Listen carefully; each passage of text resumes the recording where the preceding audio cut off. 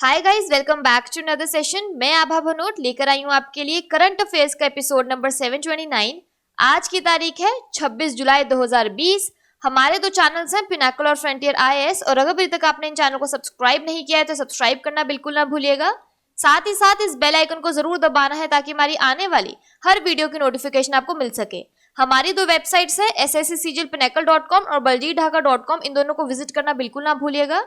ये सेशन हर रोज सुबह 4 बजे अवेलेबल हो जाता है और वीडियो की एंड में आपसे क्विज के क्वेश्चन पूछे जाते हैं जिनका आंसर आपको कमेंट सेक्शन में जरूर करना है। स्टार्ट करेंगे प्रीवियस क्विज के साथ। आपका पहला क्वेश्चन था, अंतरराष्ट्रीय सौर गठबंधन ISA फ्रेमवर्क समझौते पर हस्ताक्षर करने वाला 87वां देश कौन सा है? इसका सही जवाब था निकारागुआ। और आपका दूसरा क्वेश्चन था, किस देश ने मंगल पर अपना पहला स्वतंत्र मिशन तियानवेन-1 का सफलतापूर्वक लॉन्च किया है? तो इसका सही जवाब है चीन। स्टार्ट करेंगे आज के सेशन के पहले क्वेश्चन के साथ। भारतीय नौसेना का सबसे बड़ा सौर ऊर्जा संयंत्र किस राज्य में चालू किया गया है? तो इसका सही जवाब है ऑप्शन नंबर बी, केरल। हाल ही में भारतीय नौसेना अकादमी एझिमाला में 3 मेगावाट के सौर ऊर्जा संयंत्र की शुरुआत की गई। यह भारतीय नौसेना का सबसे बड़ा सौर ऊर्जा संयंत्र है। यह वर्ष 2022 तक 100 गीगावाट सौर ऊर्जा लक्ष्य प्राप्त करने से संबंधित भारत सरकार के नेशनल सोलर मिशन पहल के अनुरूप है। इस सौर ऊर्जा संयंत्र का अनुमानित जीवन काल 25 वर्ष है। इस संयंत्र के लिए सभी उपकरणों की आपूर्ति स्थानीय स्तर पर की गई है, जिसमें नवीनतम तकनीक पर आधारित 9180 अत्यधिक कुशल मोनोक्रिस्टलाइन सौर पैनल भी है। यह सौर ऊर्जा संयंत्र परियोजना कार्बन फुटप्रिंट को कम करने में नौसेना स्टेशन एझिमाला की मदद करेगी। यह भारतीय नौसेना अकादमी द्वारा स्वच्छ एवं हरित वातावरण की दिशा में की गई विभिन्न पहलों में से एक है। इस संयंत्र से उत्पादित अतिरिक्त बिजली को केरल राज्य विद्युत board, Kerala state electricity board के इलेक्ट्रिसिटी ग्रिड में भेजा जाएगा।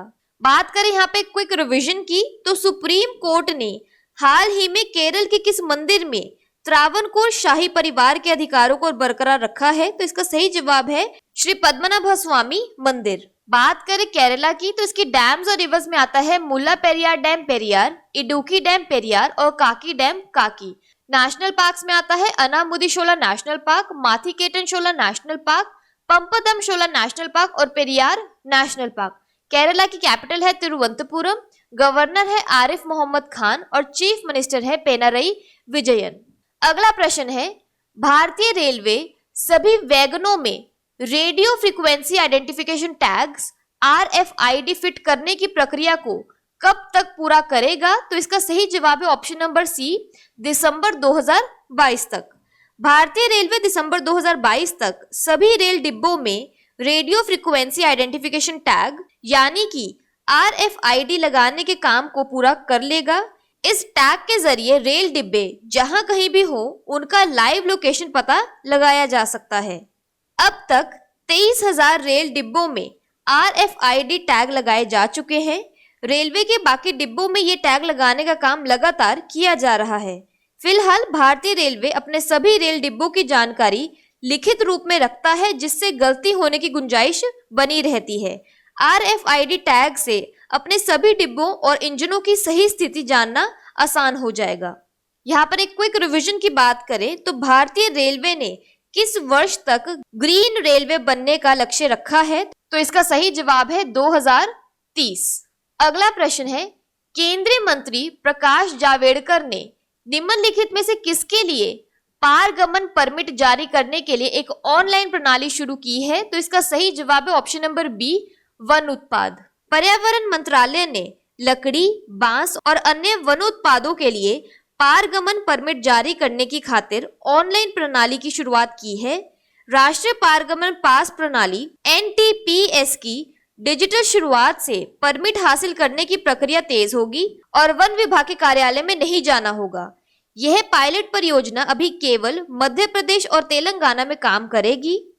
राष्ट्रीय पास प्रणाली वन उत्पादों की बेरोक-टोक आवाजाही को बढ़ाती है। यह व्यवस्था दिवाली तक सभी राज्यों में काम करने लगेगी। NTPS से व्यवसाय करने में आसानी होगी और लकड़ी, बांस और अन्य वन उत्पादों के पारगमन के लिए वन कार्यालय गए बगैर परमिट हासिल करने में तेजी आएगी।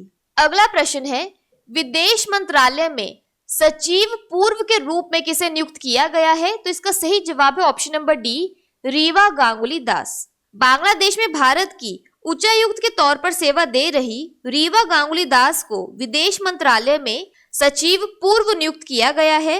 दास 1986 बैच की भारतीय विदेश सेवा IFS की अधिकारी हैं। वह विजय ठाकुर सिंह की जगह लेंगी जो 30 सितंबर को सेवानिवृत्त हो रहे हैं। अगला प्रश्न है, अमेरिका के ह्यूस्टन शहर में किस देश का वाणिज्य दूतावास 4 दशकों के बाद बंद हो गया है? तो इसका सही जवाब है ऑप्शन नंबर डी, चीन। 25 जुलाई को अमेरिका और चीन के संबंधों में बढ़ रहे तनाव के बीच ह्यूस्टन में चीनी वाणिज्य दूतावास आधिकारिक रूप से बंद हो गया। चीन के कोरोना वायरस संक्रमण से निपटने के तरीके, उइगर मुसलमानों पर कार्रवाई और हांगकांग में विवादास्पद सुरक्षा कानून लागू करने के कारण हालिया कुछ महीनों में दोनों देशों के बीच तनाव बढ़ गया है। ह्यूस्टन वाणिज्य दूतावास से चीन का झंडा उतार दिया गया है और अमेरिकी अधिकारियों ने इस इमारत को कब्जे में ले लिया है। ह्यूस्टन में चीनी वाणिज्य दूतावास बंद करने के अमेरिका के फैसले पर पलटवार करते हुए चीन ने चेंगदू स्थित अमेरिकी महावाणिज्य दूतावास बंद करने का आदेश दिया है। इसके बाद दोनों देशों के बीच पहले से तनावपूर्ण चल रहे द्विपक्षीय संबंधों में तनाव और बढ़ गया है। यहाँ पर एक क्विक रिवीजन की बात करें तो किस देश ने मंगल पर अपना पहला स्वतंत्र मिशन तियानवेन-1 का सफलतापूर्वक लॉन्च किया है? तो इसका सही जवाब है चीन। बात करें the People's Republic of China की तो इसकी कैपिटल है बीजिंग और इसकी करेंसी है रेनमिनबी। अगला प्रश्न है, भारत में आयकर दिवस कब मनाया जाता है? तो इसका सही जवाब है ऑप्शन नंबर सी, 24 जुलाई। 24 जुलाई 1860 को भारत में पहली बार सर जेम्स विल्सन द्वारा आयकर प्रस्तुत किया गया था।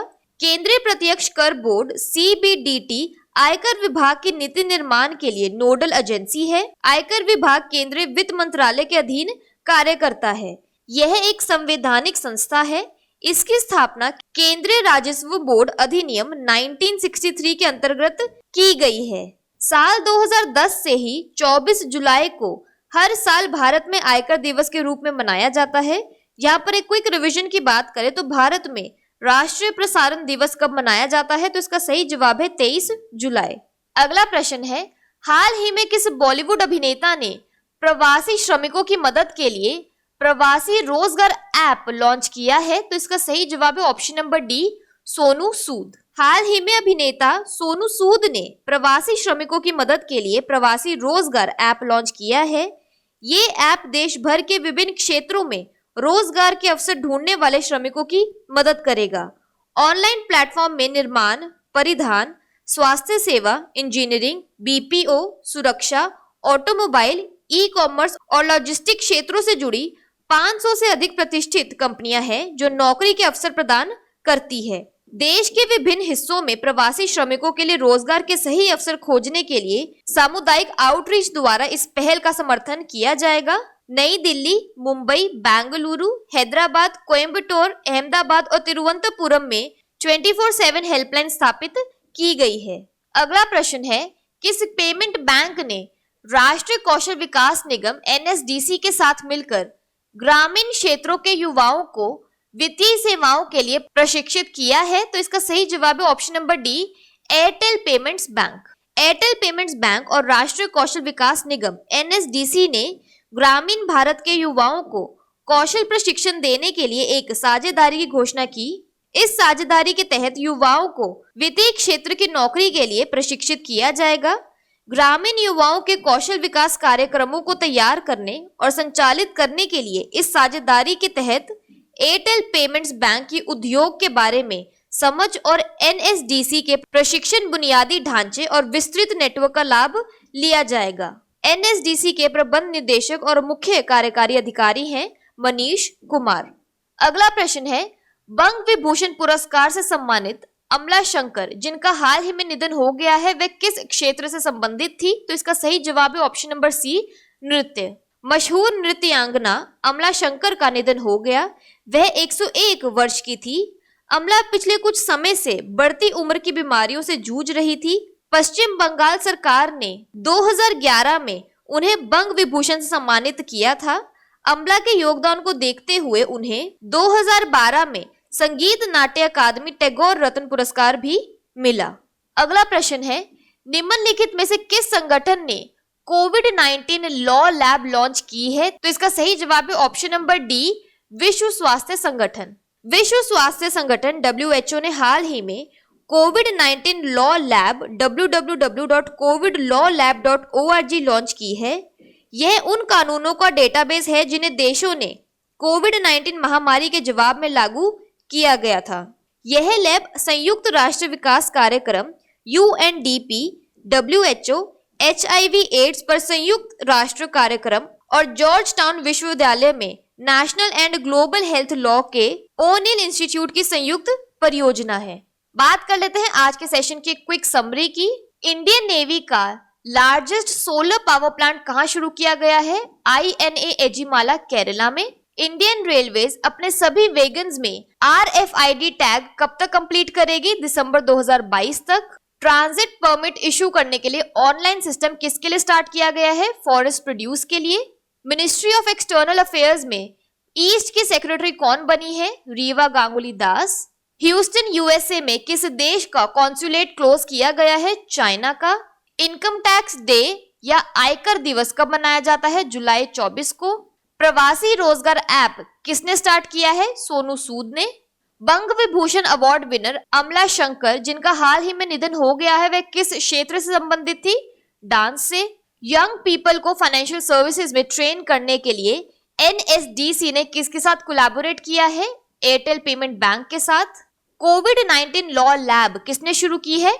WHO ने। बात कर लेते हैं आज के सेशन के क्विज फॉर द डे की। आपका पहला क्वेश्चन है, भारत में आयकर दिवस कब मनाया जाता है? और आपका दूसरा क्वेश्चन है, भारतीय नौसेना का सबसे बड़ा सौर ऊर्जा संयंत्र किस राज्य में चालू किया गया है? और अगर अभी तक आपने हमारे चैनल को सब्सक्राइब नहीं किया है तो सब्सक्राइब करना बिल्कुल ना भूलिएगा।